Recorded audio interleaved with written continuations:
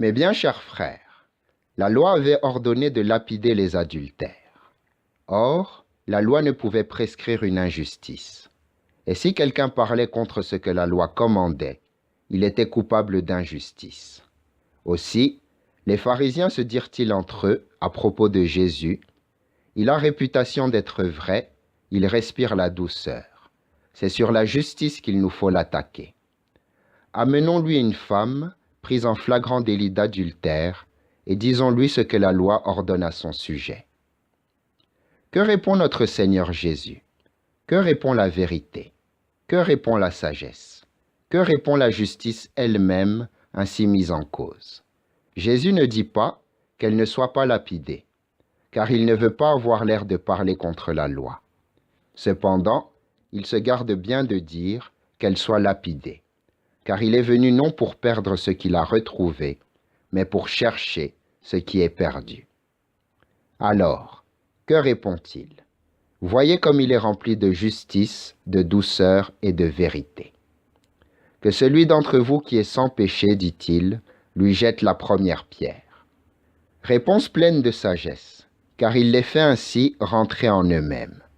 Leur manœuvre était extérieure, mais ils ne regardaient pas au fond de leur propre cœur. Ils voyaient l'adultère, mais ils ne s'observaient pas eux-mêmes. Or, quiconque s'observe attentivement se découvre pécheur.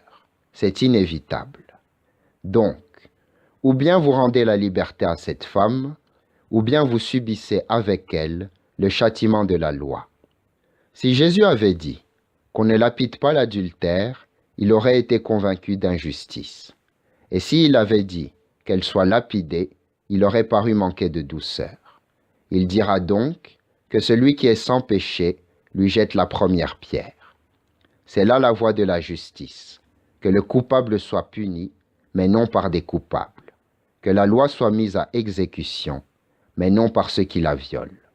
C'est tout à fait la voie de la justice. Frappés par cette justice, comme par un fer de lance, ils rentrèrent en eux-mêmes et, se découvrant pécheurs, ils se retirèrent l'un après l'autre. La femme restait donc seule. Tous étaient partis, et Jésus leva les yeux sur la femme. Nous avons entendu la voix de la justice, écoutons maintenant celle de la douceur. Je pense en effet que cette femme devait être bien effrayée par cette parole du Seigneur, que celui d'entre vous qui est sans péché lui jette la première pierre. Ces hommes étaient rentrés en eux-mêmes et leur départ était un aveu. Mais ils avaient laissé là la femme avec sa grande faute à celui qui était sans péché. Et comme elle avait entendu cette parole de Jésus, elle s'attendait à être châtiée par celui en qui ne se trouvait aucun péché. Mais lui, après avoir repoussé ses adversaires par la voie de la justice, lève sur elle les yeux de la miséricorde et lui demande « Personne ne t'a condamné ?»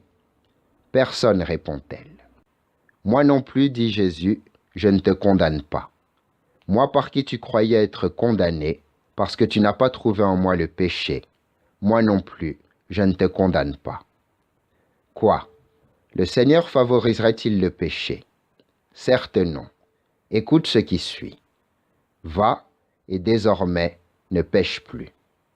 Le Seigneur a porté la condamnation, lui aussi, mais contre le péché et non contre le pécheur. Amen.